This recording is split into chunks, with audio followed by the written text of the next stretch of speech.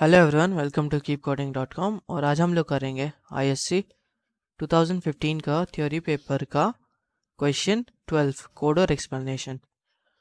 तो सीधा क्वेश्चन में चलते हैं। क्वेश्चन में कि एक सुपर क्लास है प्लेन, एक सुपर क्लास है प्लेन जो क्या करता है, वो रिप्रेजेंट करता है एक लाइन को, कोई भी लाइन उसमें रिप्रेजेंटेड है। और एक सब क्लास सर्कल है जो क्या करेगा, वो लेंथ ऑफ रेडियस निकालेगा और एरिया ऑफ सर्कल वो ढूंढेगा यूजिंग जो भी ऊपर में डेटा मेंबर्स है सुपर क्लास का, उसको यूज़ करके भी। सो सो बेसिकली सुपर क्लास और सब क्लास का मतलब होता है, सुपर क्लास मान लेते हैं कि एक गेम शॉप है और इसके अंदर में कुछ गेम्स मिलते हैं इसमें बहुत सारे। और एक सब सब क्लास या मोबाइल शॉप है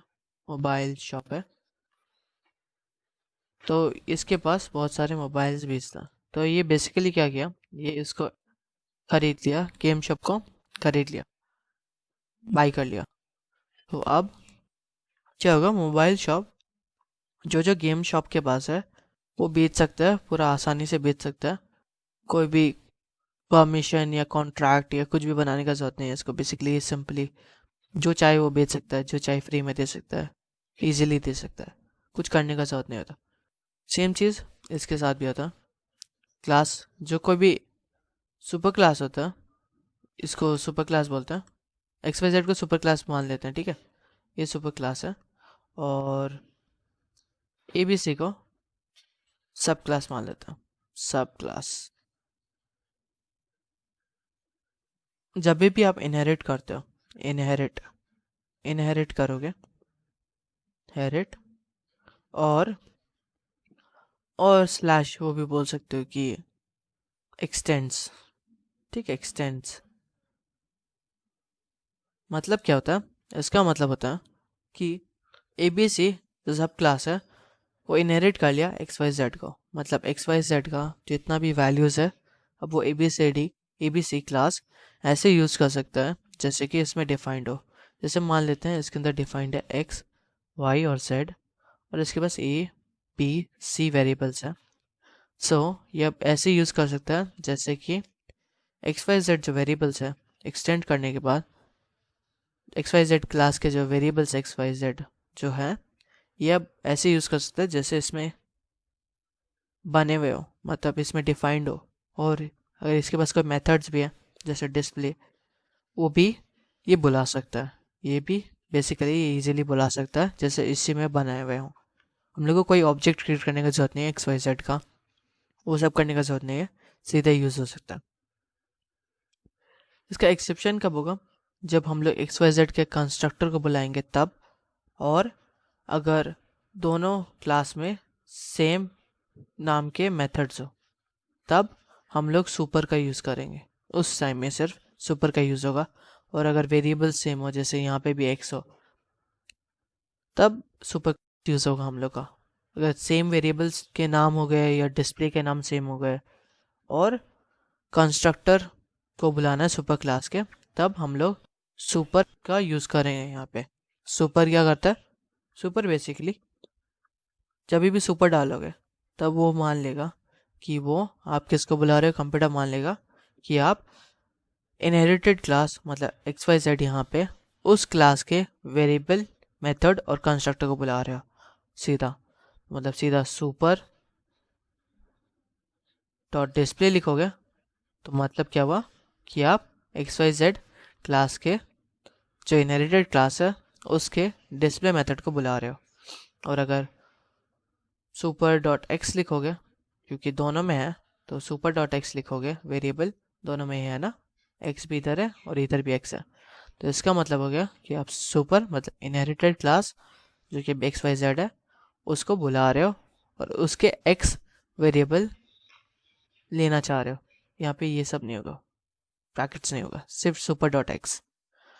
अगर क्लास के कंस्ट्रक्टर सुपर इनहेरिटेड क्लास के कंस्ट्रक्टर को बुलाना है तब सिंपली सुपर, और यहाँ पे कोई भी अगर कंस्ट्रक्टर है, यहाँ पे जैसे मान लेते हैं ब्लैंक कंस्ट्रक्टर है तो आप उसको बुलाए हो और इसमें कुछ इनिशियल वैल्यू किए हो तो वो इनिशियलाइज हो जाएगा सुपर, और ये अंदर में अगर कुछ नहीं किया, ब्लैंक वाला कंस्ट्रक्टर है, तो इसके अंदर अगर कुछ भी किया अंदर में तो वो हो जाएगा काम। तो वही है सुपर क्लास सब क्लास, उसका मतलब ये होता है। और वेरिएबल्स अब दोनों क्लासेस में क्या क्या है वो दे रहा है।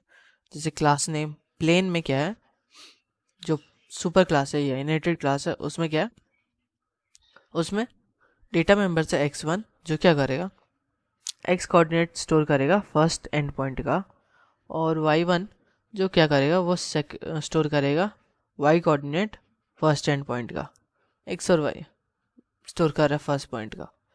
मान लेते हैं x1 हो गया मेरा, x1 है मेरा 2 और y1 है मेरा 3। जैसे वो ग्राफ बनाते थे ना वही है।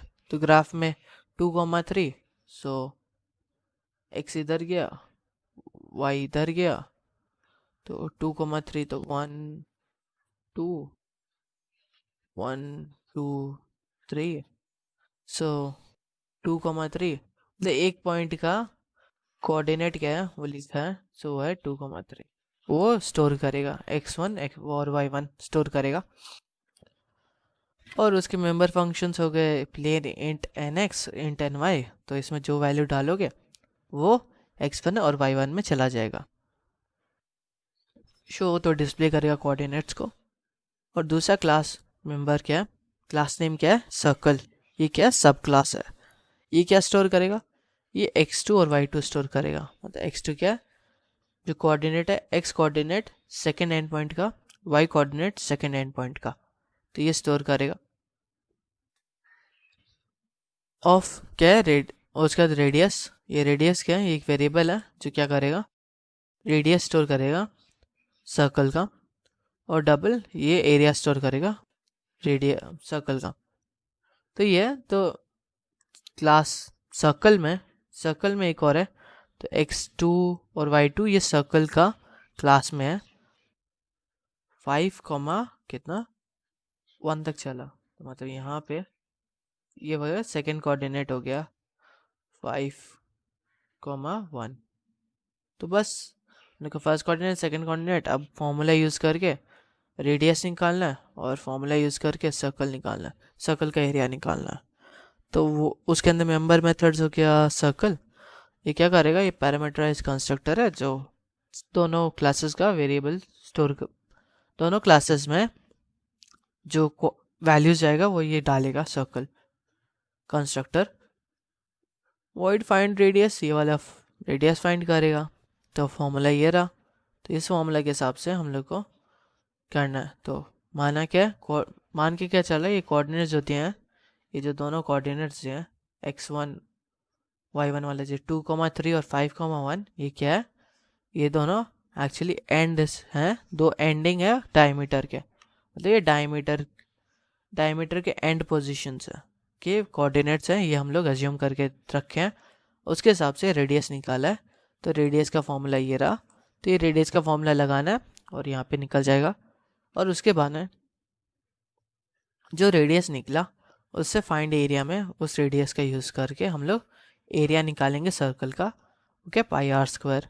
और लिखा है कि पाई का वैल्यू 22/7 या 3.14 रख सकते हैं।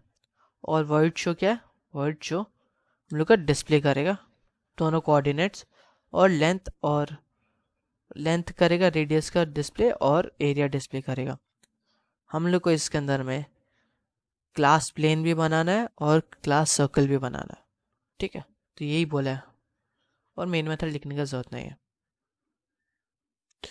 तो बेसिकली पहले क्लास प्लेन बनाए और इसके अंदर में डबल x1 और y1 रखे वेरिएबल्स, कंस्ट्रक्टर में डाले, तो कंस्ट्रक्टर में डबल nx डबल ny।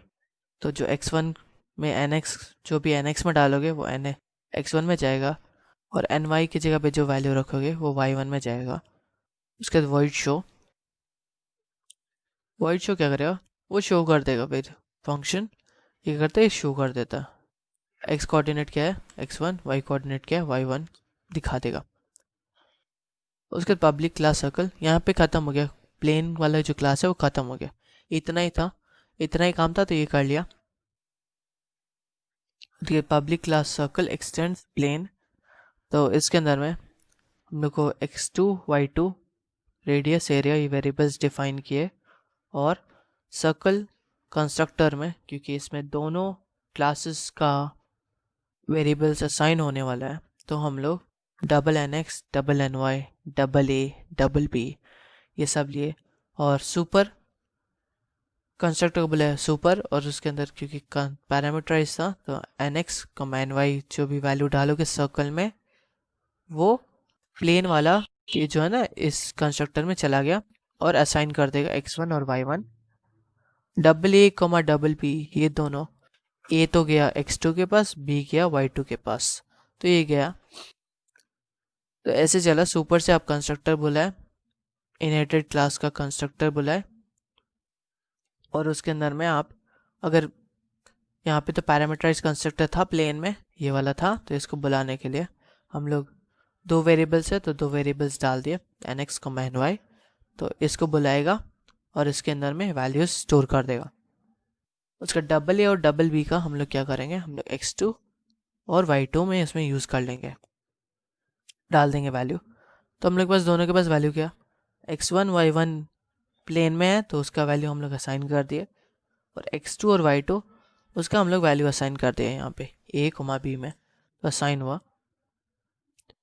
उसके बाद वॉइड फाइंड रेडियस, इसके अंदर में बेसिकली क्योंकि फॉर्मूला ही था, पूरा फॉर्मूला बेस्ड है, ये पूरा फॉर्मूला बेस्ड है, तो फॉर्मूला जो है वो लिख दिया इसके अंदर में, और हम लोग ऐसे यूज़ कर पा रहे हैं x1 और y1 को जैसे कि सर्कल में मान लिखे हुए वेरिएबल्स, जबकि लिखे हुए नहीं है, x2 और y2 नहीं है कहीं, x1 और y1 नहीं है, वो किस में, वो प्लेन में है, तो हम लोग यूज़ कर पा रहे हैं क्योंकि एक्सटेंड यूज़ किया हम लोग, तो इसकी वजह से जो भी प्लेन में वेरिएबल्स या फंक्शंस है वो हम लोग बुला सकते हैं इजीली। तो वेरिएबल्स यूज़ किया, x1 और y1 को यूज़ कर लिया हम लोग, यहाँ पे रेडियस निकल जाएगा। माने फाइंड रेडियस का फॉर्मूला तो 3.14 इंटू रेडियस हो गया r², तो ये वाला हो गया। वॉइड शो, क्योंकि दोनों क्लास में प्लेन में भी और इसमें भी फंक्शन हम लोग को बनाना था शो, तो प्लेन में तो बना लिए शो और इसमें शो बना रहे हैं, तब इसके अंदर में हम लोग को प्लेन वाला शो को भी बुलाना है। तो कैसे बुला रहे हैं हम लोग, सुपर डॉट शो से बुला रहे हैं। सुपर क्या करेगा, सुपर मतलब इनहेरिटेड क्लास के शो फंक्शन को हम लोग बुलाना चाहते हैं, तो हम लोग बुलाए, और उसके बाद में यहाँ पे एक्स सेकेंड कोऑर्डिनेट क्या होगा, x coordinate, second y coordinate क्या होगा वो प्रिंट कर दिए, लेंथ प्रिंट किए और एरिया प्रिंट कर दिए यहाँ पे। सुपर डॉट शो मतलब ये वाला पहले बुलाया जाएगा, प्लेन क्लास के शो मेथड को बुलाएंगे, और एक्स कोऑर्डिनेट और वाई कोऑर्डिनेट हम लोग प्रिंट कर देंगे यहाँ पे, और उसके बाद में जब प्रिंट हो जाएगा तब हम लोग इसको ये सब बाद में प्रिंट होगा हम लोग का। सो पूरा इसमें कॉपी कर लेते हैं कोड, तो कॉपी करते हैं, तो क्योंकि दोनों हैं तो ऐसे नॉर्मल मेथड से कॉपी कर रहे हैं, कॉपी किया और इसमें डाल दिए पहले वाले में, और दूसरा वाला जो है सर्कल इसको एक्सटेंड कर लेगा, सो ये भी कर लेता,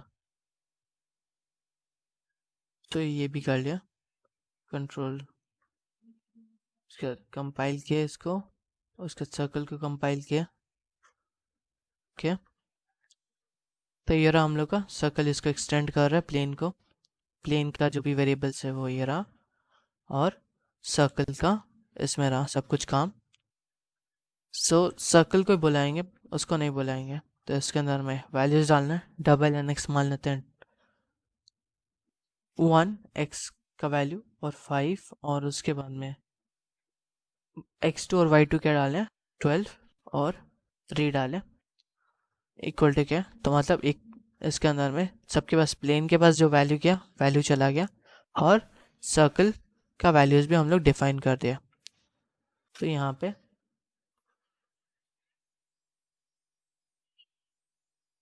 पे देख लो ये जो सर्कल बना है इसके अंदर में, तो अब हम लोग इसका बुला सकते हैं, तो इनहेरिटेड किया हुआ है सब कुछ, तो हम लोग क्या बुलाते हैं, हम लोग फाइंड रेडियस बुलाएंगे, तो फाइंड रेडियस हो चुका, रेडियस उसमें निकाल लिया वो, क्योंकि हम लोग कुछ प्रिंट नहीं किए थे फाइंड रेडियस में, तो इसलिए वो कंपाइल वाला विंडो नहीं आएगा।